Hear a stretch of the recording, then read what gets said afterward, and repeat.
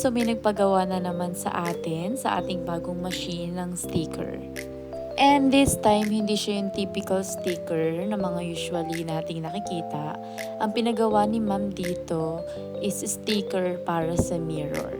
Na mostly nakikita natin sa mga wedding na commonly tinatawag nila na mirror selfie.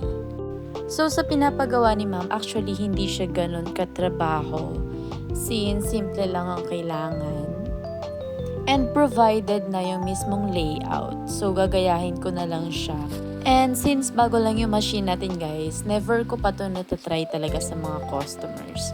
So this is the first time na magkaroon ako ng order na pang sticker sa mirror. Since yung mga ginagawa ko is for personal use pa lang.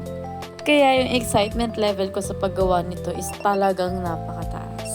Knowing na gagamitin pa to ni customer sa business niya is ibang level talaga. At the same time, satisfying pa tong panoorin habang nagka-cut yung mismong machine kasi meron siyang tunog. Actually, isa po siya sa mga cutter na may speaker. So, pwede ka rin ditong mag-sound trip. And here na yung output na nagawa natin na pang top ng mirror. Then, for this one, prepare naman natin yung pang lower part na sticker na ilalagay natin sa mirror. Actually guys, yung pagkagawa nito is hindi talaga siya madali.